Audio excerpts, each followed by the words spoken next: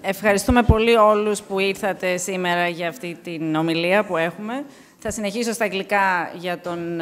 παρακαλώ τα κινητά σας και τα δικά μου, που έχω ξανακλείσει. Και θα συνεχίσω στα αγγλικά για τον καλλιτέχνη που δεν μιλάει ελληνικά. So I continue in English so that Ugo understands. We're extremely happy to have Ugo Rondinone at the museum with a solo show, which is really beautiful, and you will get to see it after the talk. Ugo has exhibited all over the world, in many museums, solo and group shows. He has represented Switzerland at the Venice Biennale. He has shown from Japan to Spain to all over the world. And he's Swiss-born, but in fact Italian origin. Paolo Colombo is also Italian, but lives in Greece. And we really wanted them to have this discussion together tonight because Paolo is in fact one of the first curators to give Ugo a museum show many, many years ago, 95, if I remember correctly. You probably all know Paolo because he lives now in Greece for some time, and he has done several projects in Greece. At the moment, he's also the advisor of Istanbul Modern.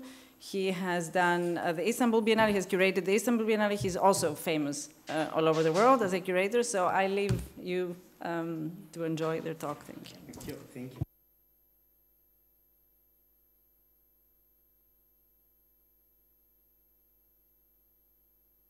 Okay. Hello. This is a pleasure because I've known Ugo, we've known each other for many years. Many years, and we hadn't talked in many years because he lives in New York and I haven't seen him in a while. But last night we began talking again, which was a pleasure. Ugo, couple of questions, and we'll start from the show. Is this your first show in Athens? It is indeed, yes. And I'm happy that it happens here at the Cycladic. So that's a good start. Okay, when you saw the space, first, you know, you have done some changes to the space. And I have to admit I never saw the space in real. Yes. I just saw it from photos. Yes. So I made a model, and that's the way I figured out. And you constructed a floor, a different floor. I wanted to keep... I saw from the photos that the floor, it's very vibrant, so I wanted to calm it down, yeah. And you've chose some long planks that you could put directionally, so you created somehow a direction of walking, one willingly or not willingly.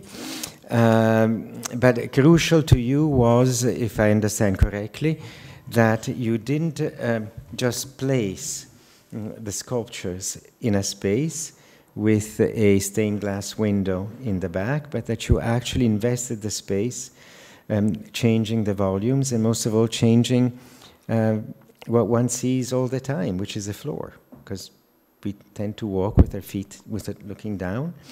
And clearly that was not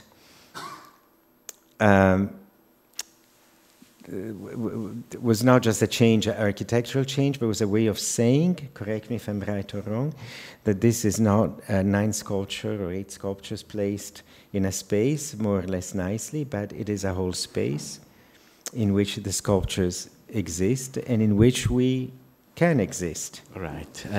As you may remember, in '94 I did a figure of myself sitting on the floor. Very well. And he had the same flooring. Huh? Yes. So, and I would see those figures as a frozen performance. Yes. And the floor as a stage. Mm-hmm. And where the viewer or the visitor becomes a part of this performance. In fact, only the viewer are moving. Yes. And they're not frozen. They are not frozen, but the sculpture it's a frozen moment of this person. Yeah. Can you tell us a little about the material you used? So in this case, it's wax. It's a clear, translucent wax mixed with 14 different earth tones. this gives them the different browns. And they are solid wax. It's a superficial It's a wax, superficial. and inside there is an armor, so Yeah, of course. Yeah. they wouldn't deflate. Of course. Yeah, of course. And the title is Nude. The title is very neutral, so it's nude, meaning, in the sense of the word, Nude. exposed and nude. Exposed and nude. And also a genre, traditional genre. It's like landscape, Landscapes still life, and and nude. exactly. Yes. How do you insert this work in relation to your previous work? I mean, there's a continuation in the human figure that I invested. So first was myself, and then 5 years later I did the 7 clowns. Yes. I came up with 7, so I would dedicate each clown on a day, Yes. from Monday I to remember. Sunday. And this is my 3rd attempt with the human figure. With the human figure.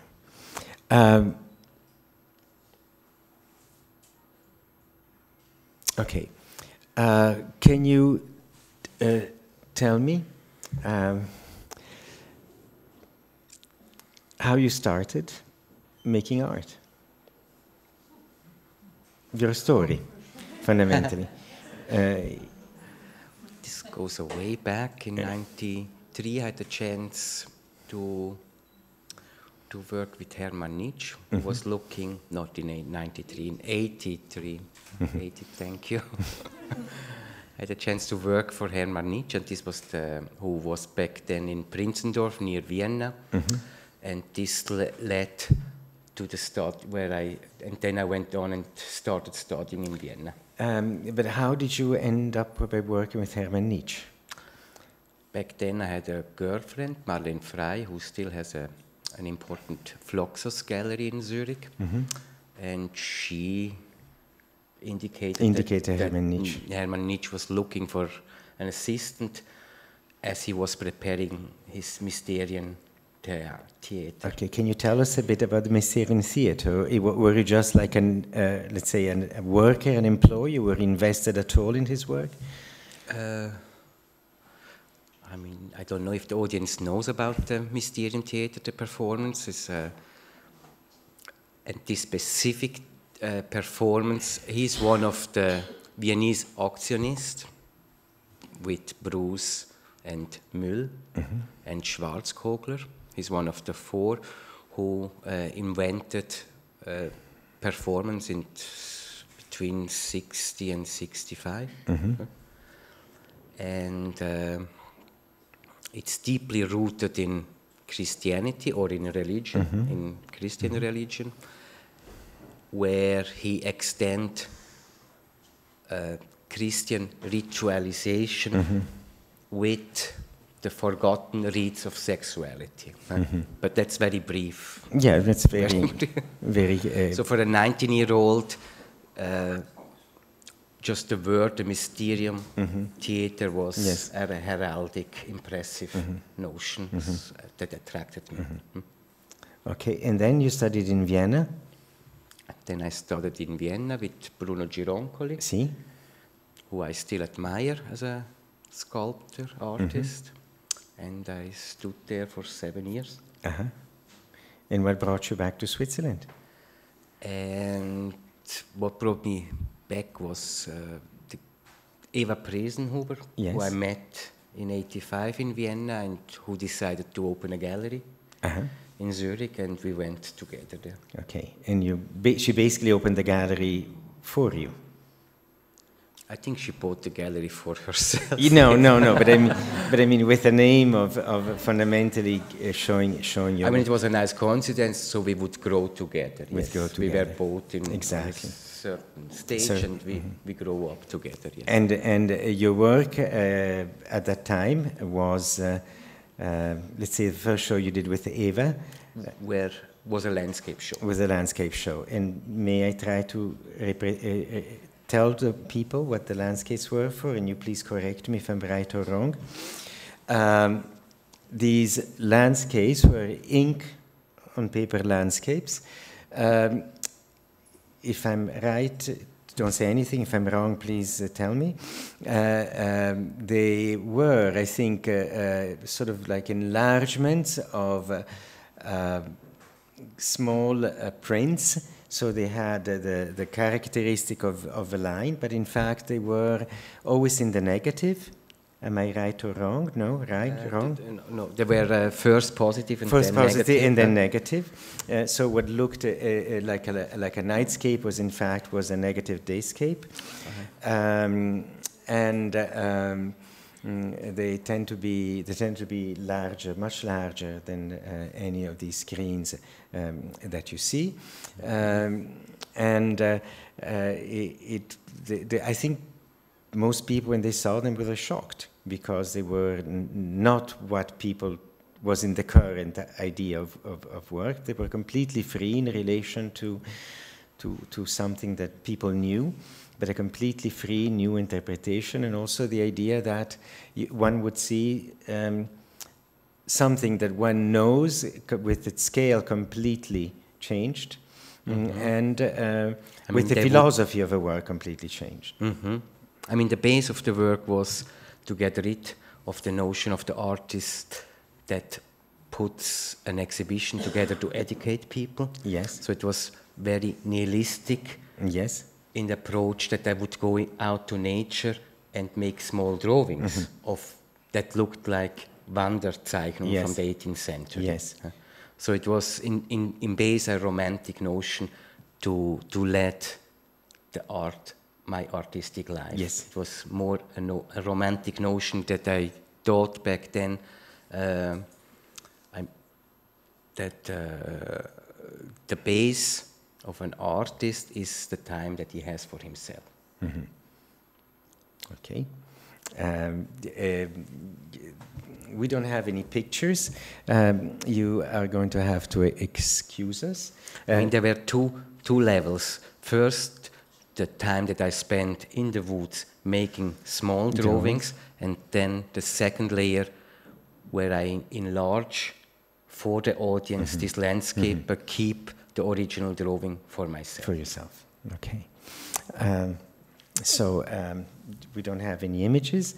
You're going to have to use imagination,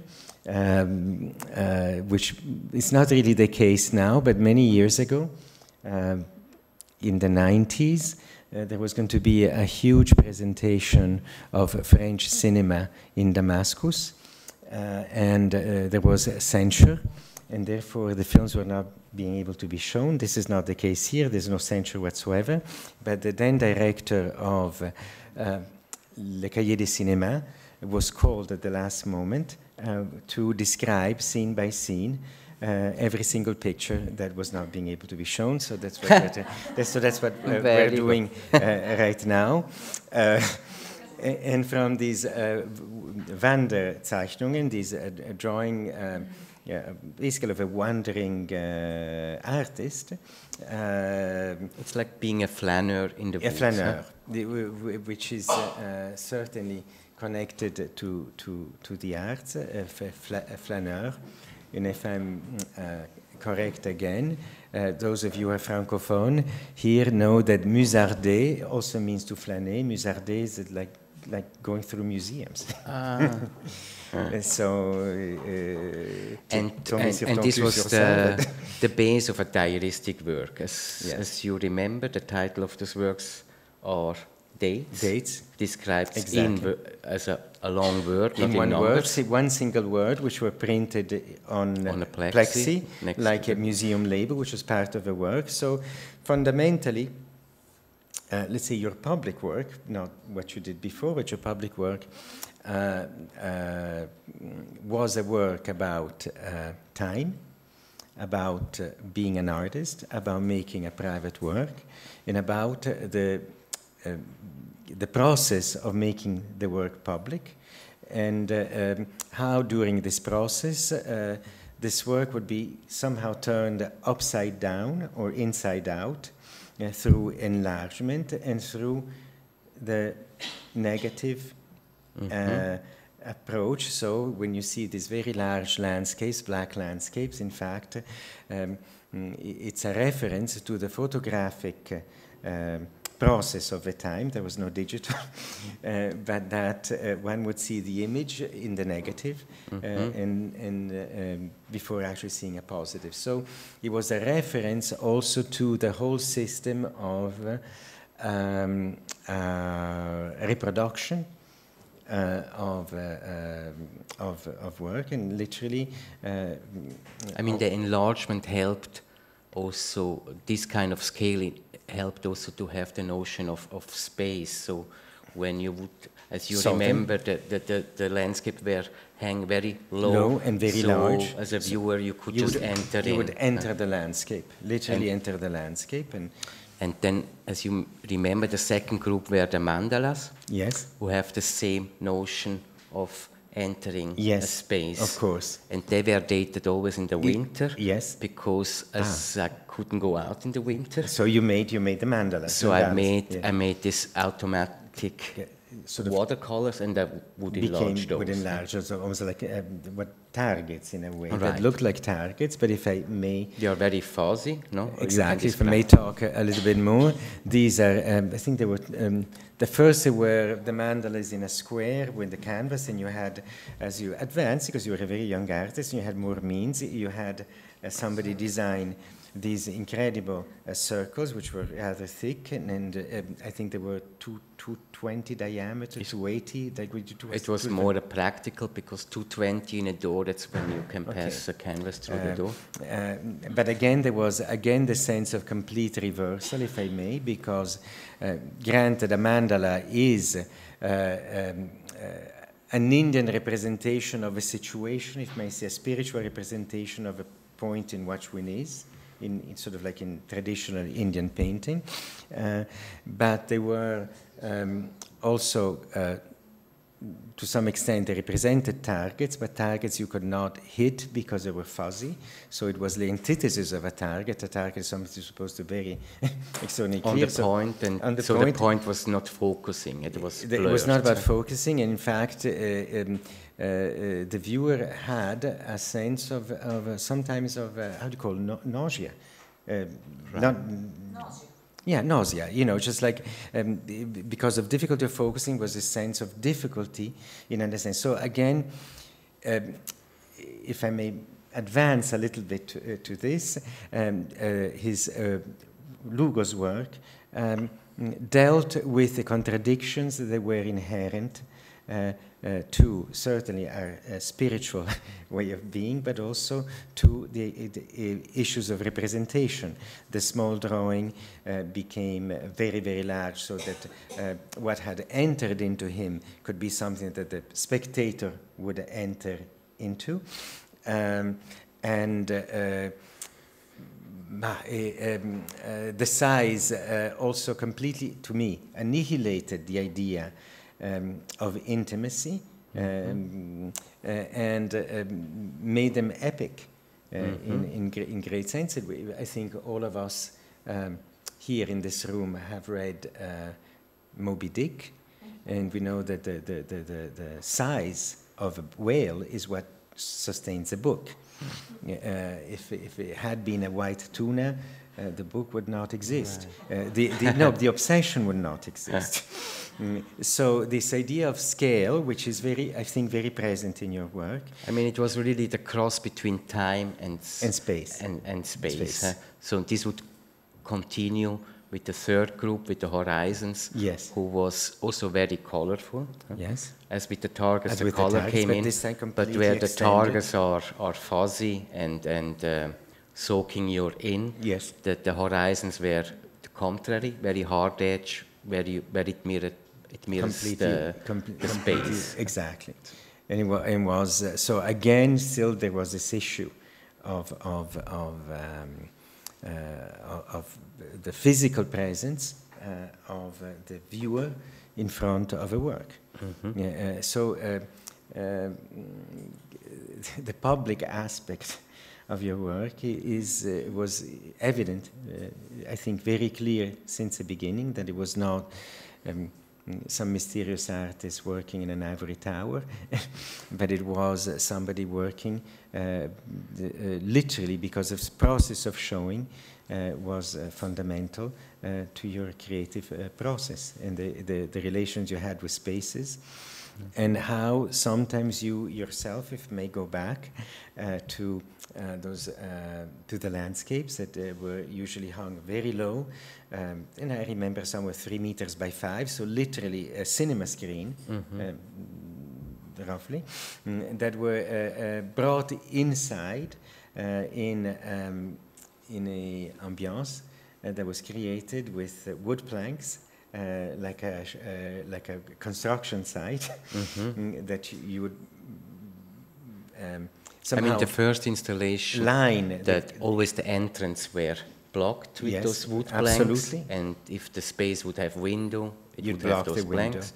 And when we're going to go downstairs, you're going to have a similar situation. In fact, when you go downstairs, you will see that it is blocked everything, but for an exception of a small stained glass window, which is again a reminder, I think, of a space which is enclosed, which is a space which is controlled by you. It's not any space. It's not like putting things in the floor and that's all, but it's a controlled space. So I think in this you are an artist that I mean, the stained glass window represents a clock. Yes. Without arms. Without arms. Huh? Okay. So again, the issue of time. Yeah. And space. So can we continue on a little bit more, talking about your past, and maybe this leads us slowly to these 9 sculptures. I remember, I think it was still Galerie Walcheturm at the time, walking in and seeing you lying down. I mean, the portrait of you, the sculpture of you, lying down in a gallery in Zurich after a certain parcours. You know, it wasn't quite immediate, in complete empty space, but I think the windows were blocked too. No, this time it wasn't that blocked. was not blocked. But the floor was... I had a floor. Yes. And the 2 previous exhibitions in the same space, this big window, the gallery is a square space, that specific gallery, Walcheturm, who had a very cinemascope window, a very large window. It was not, yeah. And in the previous 2 exhibitions, the first with the landscape and then the second with the target, the windows was blocked. And then the 3rd exhibition was the copy of myself on this stage floor, the way it's downstairs now. And the window was exposed with wood again, but as an open window. Yes. It was framed as an open window. And as you remember, I started also in the early 90s making those daily videos. And so 1 hour long, the length of the VCR. Back then it was an hour, but now it varies. I still continue doing them. They are called Days Between Stations, and it's again a diaristic note, and so this big window looked like one of these movies. Because these movies, let's remember, were fixed camera. Completely fixed camera, and whatever passed in front of it was recorded by you. I remember, for example, in the exhibition you did in Geneva, you had 4 or 5 televisions, if I remember correctly, on the floor, surrounded by the landscapes, the 4 landscapes, and it was somehow peculiar because technically you had reality, which was what you saw on television, which appeared as a virtual image. You had a virtual image which appeared as reality, which was the landscape. This issue of time, which was constantly analyzed, because you just had to spend time in order to see it. I mean, you just had to see real time as it developed. I'm talking the real time were the images on the television, 1 hour, one straight hours, they develop in front of a space, which were the large landscapes, which did not deal with real time, but in fact there were layers of different times. There were layers of different time, and the compressed time. The landscape showed a nostalgic time, from the 18th century, and today's, and the movies showed today's time. It's like I still do those movies. Yes, we remember then we had a whole bookshelves with I don't know how many hundreds of them that people could have changed. And all of this, if I remember correctly, was accompanied by a country song, by a song. It was a song. A song from a woman. Yes. But a woman. From a woman, but it was slowed down, so it sounded like a man. Exactly, but it also sounded sort of like very. Very sad, very melancholic. Because it was slow. It was slow, but it was very melancholic, and I think the whole work, it's about slowing down the time. Time, yourself, everything. Just to create your own timing. Yeah. And ask your question, and is this also part of this exhibition? The sense of creating your own time. That's a big part of your work. That's why you don't have any notion of social life of outside. That's why the exhibition is blocked. So you enter a timeless zone where you create your own time. Yeah. So time is a strictly individual experience. I mean, we all share time as a notion. But not the experience. But in the same time, the time is individually completely bonded. Individually bonded. Going to ask you a few more questions, if I may. Some of your work and some of your exhibitions are accompanied by performances. At least that was the case, I think, in London. I forgot if it was at the was it at the Whitechapel in London when John performed? The plays. Yes. You mean the plays? No? Yes. The different plays? Yes. No, and where your accompanying exhibition was John Giorno's performance. Was that at the Whitechapel in London? I'm trying to remember. I mean, we have to say John Giorno is a poet who sometimes performs at the my opening. Yes. Because I like the link with my work and poetry. Yes. But in the same time, since '95, I'm doing very short plays. Yes. Almost always with a woman and a man as two opposite forces or energies. And it's always a loop. And the loop, again, is a notion of passivity, like the figure. It doesn't go from one to B, it always continues. So it's passive as activity. Yes.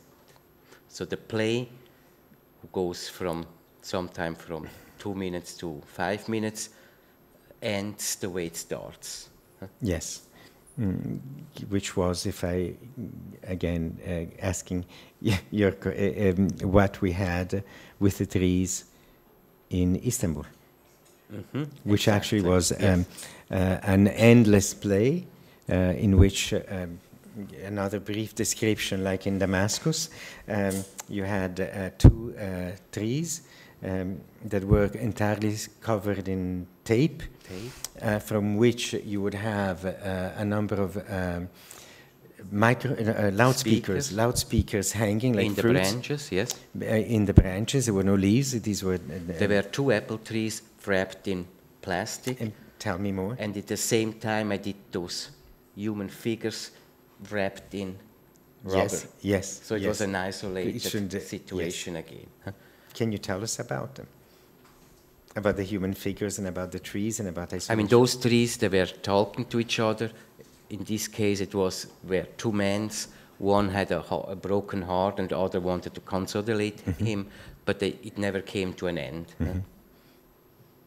And the people. They were in fact instead of covered with black rubber. Can you tell us about that work? That's a work from '98. I did 12 photos of human figure. Which show the Matthew marks, right? Yes. Yes. And they were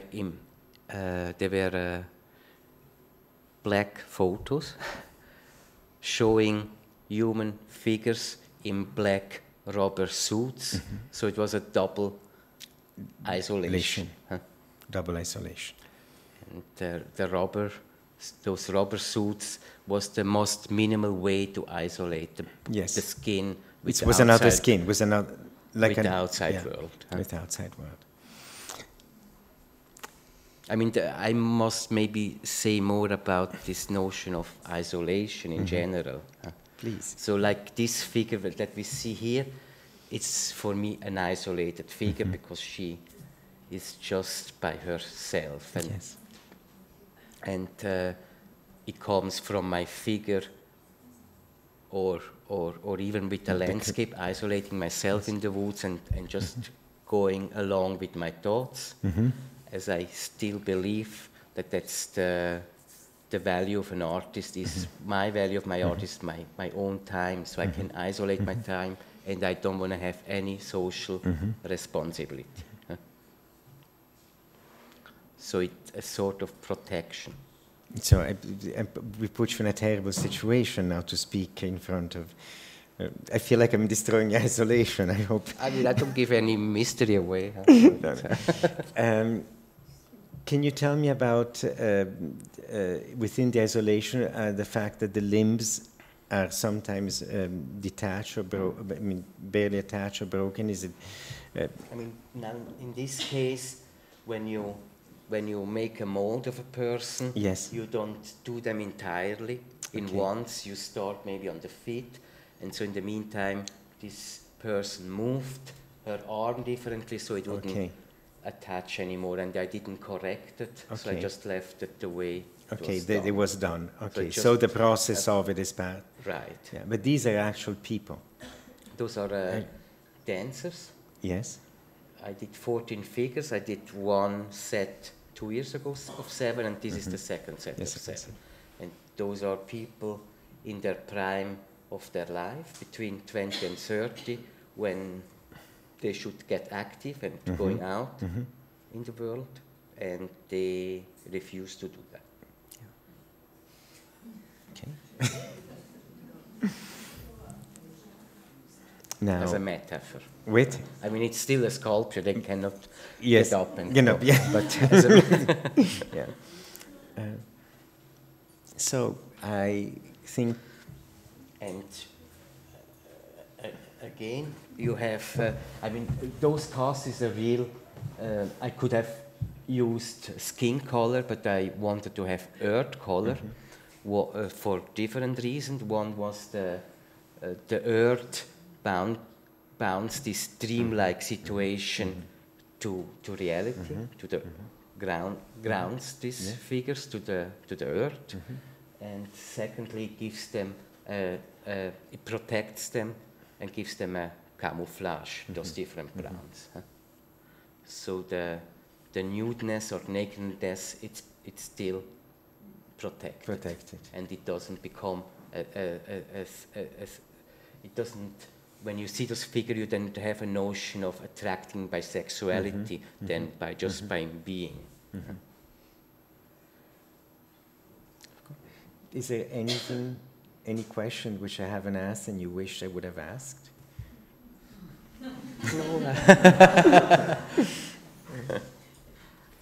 I believe you don't have to understand art. I believe you have just to feel it.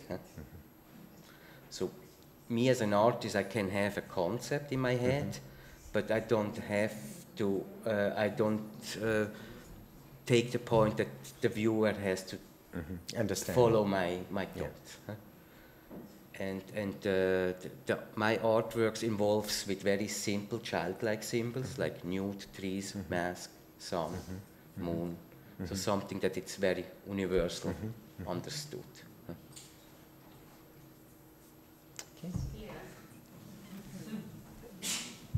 If Anybody you has have any questions? And I'm. Yes. Why did you choose to portray young people who refuse to go out in the world? Because it's always hard for young people to make decision to get out.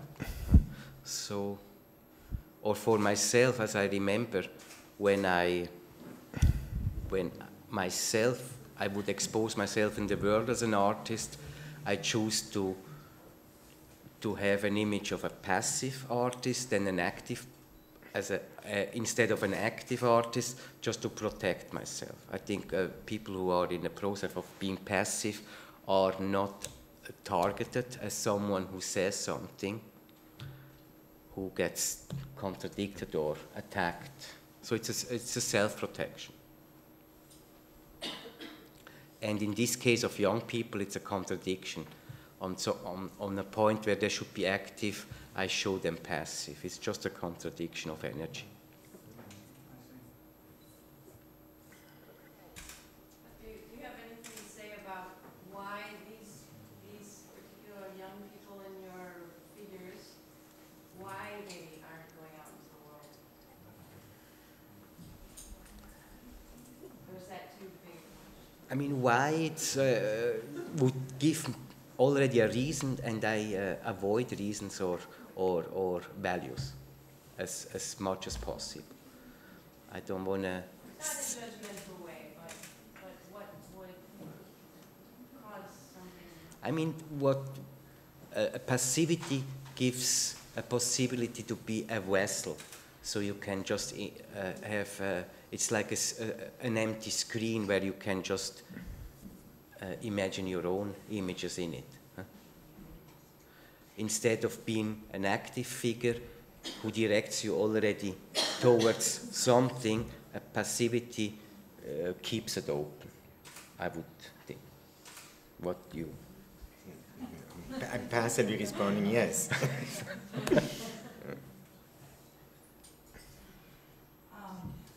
Your work seems to me, and hearing you talk, seems to me very, very contemporary, talking about problems of today. Yet, there's something classical about. Is there any of the sculptures, of the sculptors that have inspired you, of the classical sculptors that have inspired you? I mean, here obviously was Maiolo, of his classic, because of his classic poses. I thought a bit about it, but I can see a bit of. But I mean, those people, they found the pose by themselves. We did a lot of photo shoots where I directed the people just to find their own position, because once they get cast, they have to sit there for 4 or 5 hours. So it's good that they knew which position they feel just comfortable. Huh?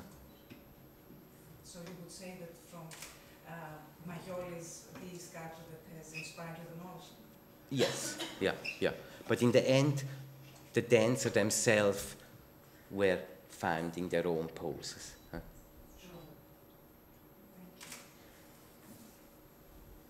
May I ask? Since I am probably one of the few here that would like to deepen and follow, if you like, your own concept, I'm listening to the other questions as well, and I would like to ask about this isolation, because for me it's interesting, of course, your work and the perception I can have for that, on that, but for me most important is the creator. So the thing is that you do not only have bats, you do not only have people flourishing between 18, 20 or 30. You do not have older people, first of all. And second, you choose not a model, but dancers. That means motion, action, not people of staying still. Mm. And why do you keep them still? if I understand well, you said at the beginning of your career, you had things to do with Christianity and the way you are juxtaposing things, if I may say so. What is there that brings you to create sevens, that means 7 and 7, that makes 14. You have 7 years of studies and so on and so on. Is there something that connects and attracts you to this end of your production? What is there? I mean, there are many questions. I try to answer for sure. I mean, I mentioned the clowns. Yes. And there were 7 clowns for each day one, and those clowns refuse to follow their profession. A clown entertains, dance around. So they were not dancing, they were just lying. So they refuse, and the refusal is probably the motor for this work. Not to act the way, as an artist, you are in the middle of expectation. People want to entertain, and so there is a notion of refusal to entertain the way it has been expected. In this case of the dancer, they don't dance, they just refuse to dance. I mean, that's one question, and then the different systems, like the calendar system, the solar system, the lunar system, gives me, all those systems like numbers or alphabet gives me the way the earth grounds me, those systems can ground me. Thank you. Shall we, everybody's answer? Oh, there is another one. No, There is another question.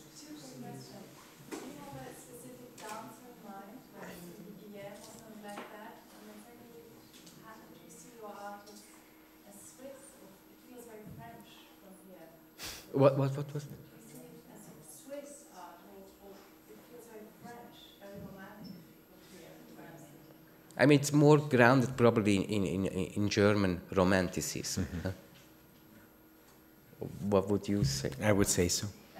Yeah. And clearly. I studied in Vienna, so it's very, I believe I have been informed by the German spirit, by the German romanticism, and by the solitude. right, and specifically Viennese time attitude. As you, everybody who was in Vienna knows that you have a lot of time in Vienna, and the whole city is built up on this notion of time with this coffee culture, where you order an espresso and they bring you a glass of water, and then when you sit long enough, they come back, take the glass away and put you 2 glasses of water. So it's the coffee becomes a part of your extended living room there.